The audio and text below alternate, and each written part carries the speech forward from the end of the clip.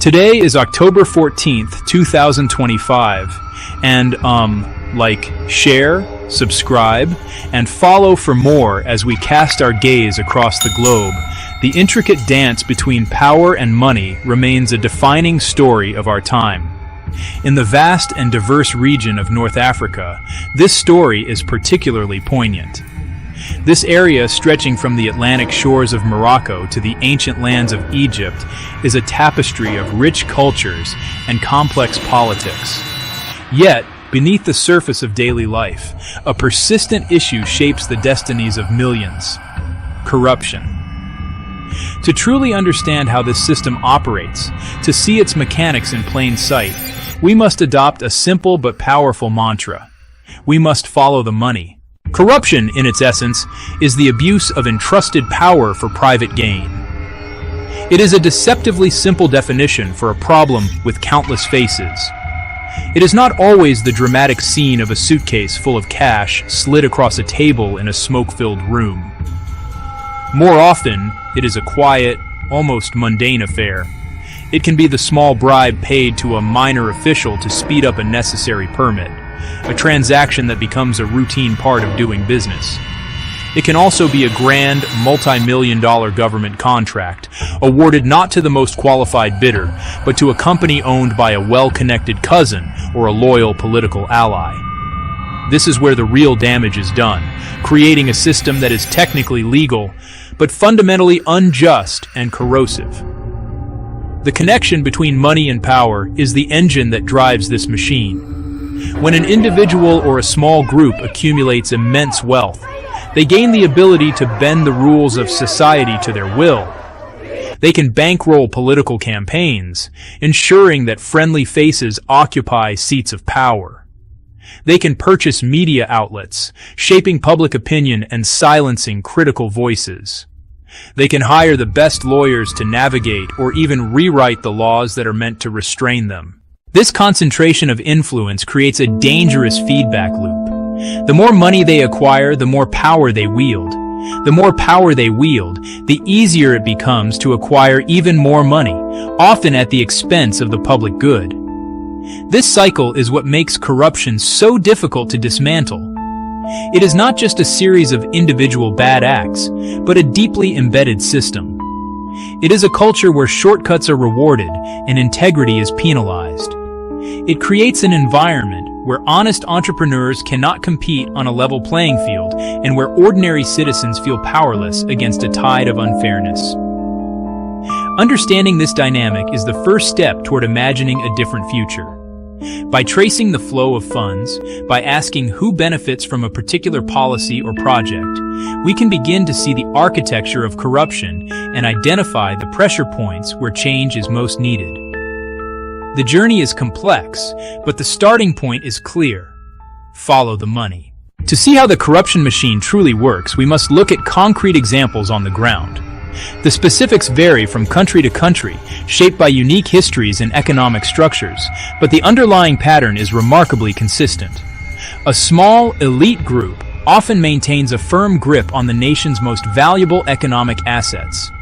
This control over wealth directly translates into political power, creating a class of insiders who operate by a different set of rules.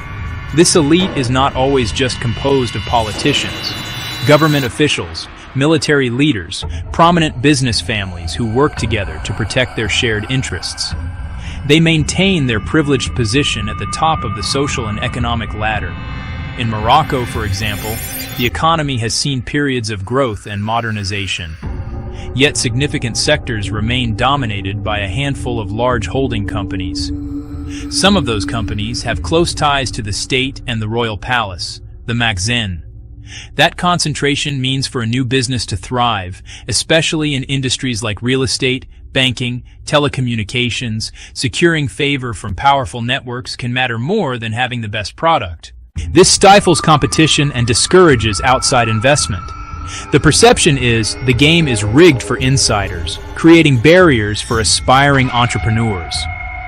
Shifting our focus to Tunisia, the country that sparked the Arab Spring in 2011, we see a different chapter of the same story. Before the revolution, President Ben Ali's family and his wife, Leila Trabelsi, extended economic influence across nearly every profitable sector.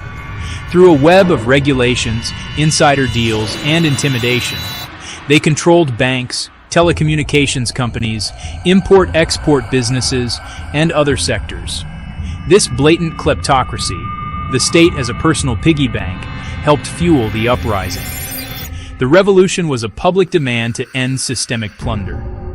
These examples show a fundamental truth about the region's political economy. Control of money is not a byproduct of power. It is the source of it. Those who command major revenue streams, natural resources, state contracts, protected monopolies, can build networks of loyalty. They offer jobs, business opportunities, and protection to supporters to secure allegiance. That patronage consolidates power, resists reforms, and redirects wealth away from public services. The link is direct and undeniable. Control the money, and you control the state. Why has corruption become so deeply entrenched in parts of North Africa? The answer is not a single simple cause, but a confluence of economic, political, and social factors that create fertile ground for it to flourish. One of the most significant root causes is the presence of weak state institutions.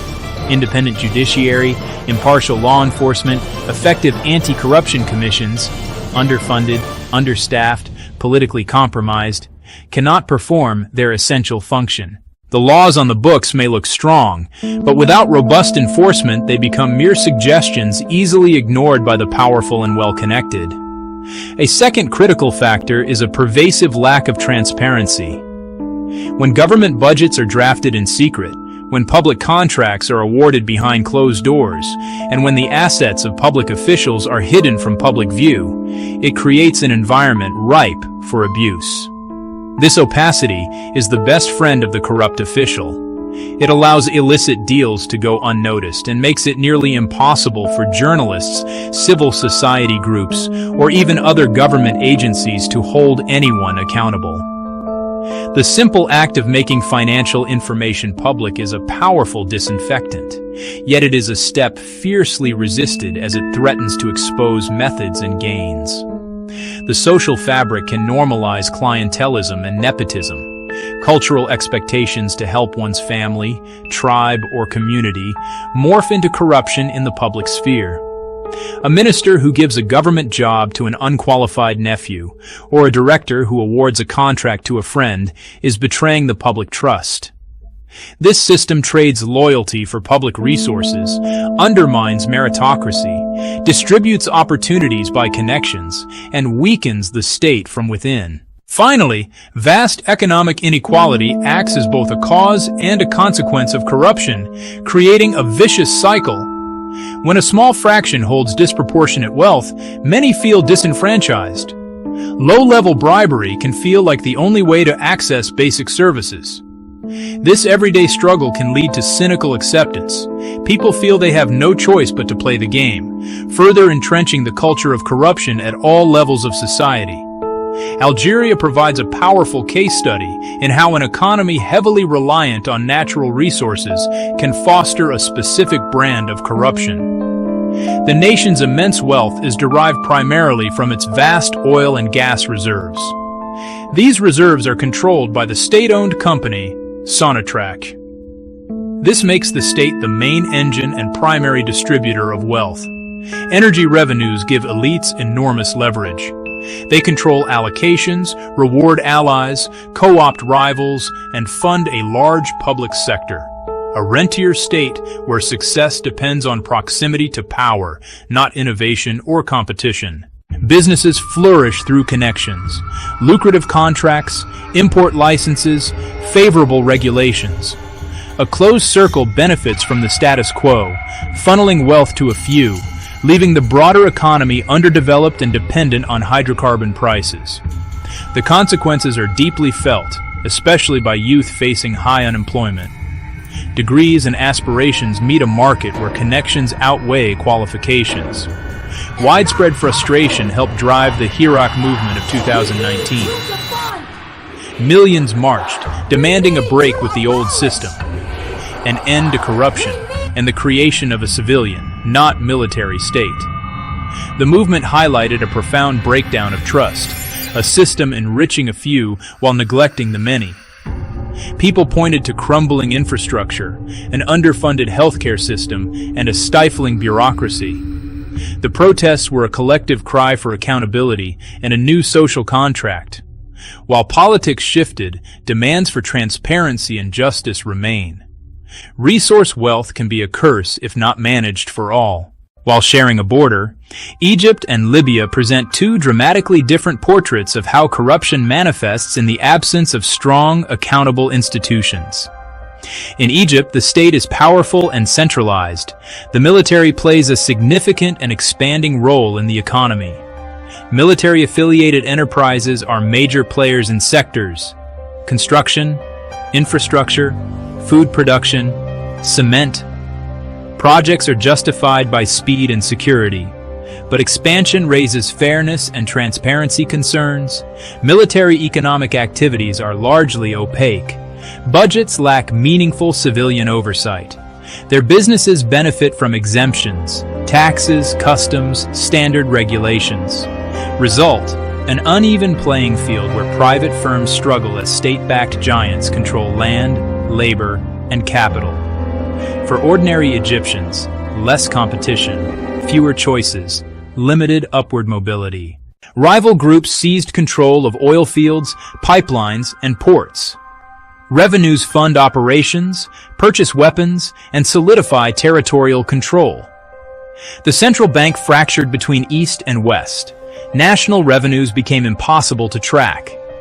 Fragmentation devastated Libyans, destroyed infrastructure, and crippled public services, a perpetual cycle of violence. Basic necessities, electricity, clean water, healthcare, are unreliable or absent. Billions in oil revenue have been siphoned into warlords' coffers. Ordinary Libyans pay the price. Libya shows what happens when institutions dissolve. Wealth plundered by the strongest and most ruthless, no one left to protect the public interest. The effects of systemic corruption are not abstract economic theories. They are felt in the most intimate aspects of daily life. The most immediate consequence is degraded public services. Funds meant for new schools diverted to a shell company. Children study in overcrowded classrooms. Hospitals lack medicines, working equipment, and staff. Potholed roads damage vehicles. Power grids fail, and contaminated water makes families sick. These are direct results of money stolen or misspent. Corruption corrodes the job market. Honest firms are disadvantaged. Bribes block licenses. Connected rivals win tenders. Unfair competition kills ambition and drives away local and foreign investment. The result is stagnation and high unemployment, especially among youth. People see impunity and lose faith in institutions. Cynicism spreads. Fewer pay taxes or obey laws. Social friction grows. Hope fades. Millions of talented, educated, ambitious young people leave to Europe, North America, the Gulf. While the challenge is immense, it is not insurmountable. Change requires sustained, practical action on multiple fronts. No magic bullet, but steady work to build a culture of integrity and accountability. The first step: aggressively promote transparency. Throw open the books, national and local budgets, timely and understandable. Post all tenders publicly. Who bid, who won, at what price. Sunlight disinfects the dark corners. Build strong, independent oversight. Judiciary, Audit Office, and Anti-Corruption Commission with power and resources. Appoint leaders on merit and shield them from retaliation. Enact comprehensive whistleblower protections. Celebrate truth tellers, don't punish them. Leverage technology, e-services, digital payments, automated procurement.